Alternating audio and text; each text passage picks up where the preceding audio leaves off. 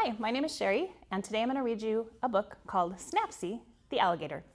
Snappsy is written by Julie Falacco and illustrated by Tim Miller and is read with permission from the Penguin Young Readers Group. This is Snappsy. He says, I did not ask to be in this book.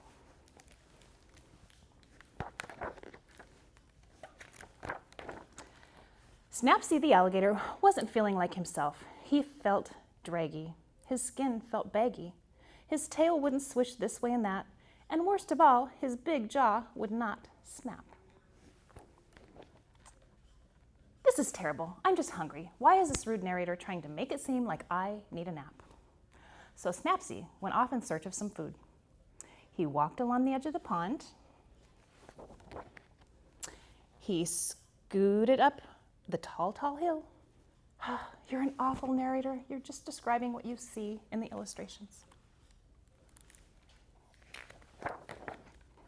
Snappsy, the big mean alligator, kept looking for food. He liked to eat tiny defenseless birds and soft fuzzy bunnies. He prowled through the forest looking for his victims when he came to it is just a store, a grocery store. It's where I buy my food.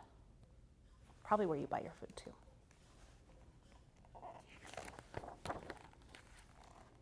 Well, loading his cart with pudding, peanut butter, pita bread, and popcorn. Yes, Snappsy the alligator was particularly fond of a certain letter of the alphabet. I don't only eat food that starts with the letter P. You don't have to make it seem like I only buy storybook food. I'm also buying cheddar, apples, pretzels, pasta, and pears. Aha! It's just a coincidence. There's his list. Snappsy, the big, mean, hungry alligator, who only liked food that started with the letter P, carried his groceries back through the forest, back down the hill, back around the pond, until he got to a surprisingly lopsided shack. This is his house. You are really cheesing me off. It is my house, and I built it myself. There's no narrators allowed. I'll say. He's a little cranky. Snappsy the alligator took his groceries into his splinter-laden shed and he slammed the door quite hard. He was inside. Still inside. What was he doing in there? Was he making crafty plans? Was he roasting innocent forest creatures that had already stored in his freezer? Had he fallen asleep? Snappsy said, I made a peanut butter sandwich and now I'm reading a book. Well, you have to come out. The story is really boring now. If you must know, I am planning a party, said Snappsy. Snappsy the alligator, trying to better his reputation with the other animals, decided to throw a party. Snappsy vacuumed the rug. Vroom. He made goodie bags for all of his guests. Wait, those aren't goodie bags. He's just taking out the garbage. Snappsy should really put out goodie bags for his guests. They love those.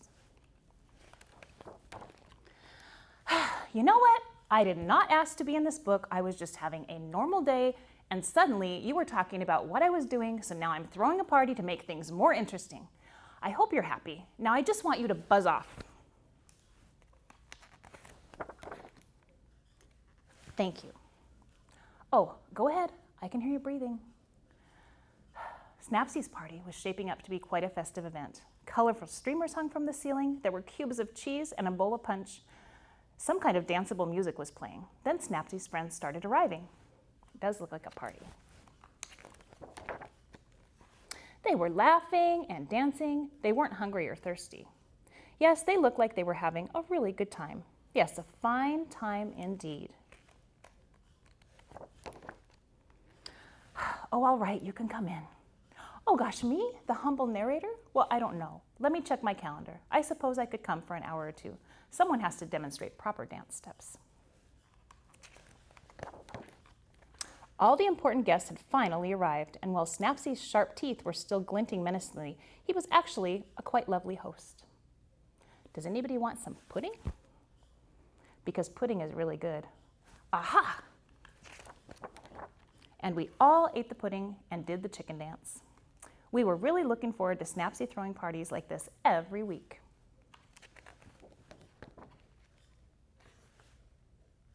Hey!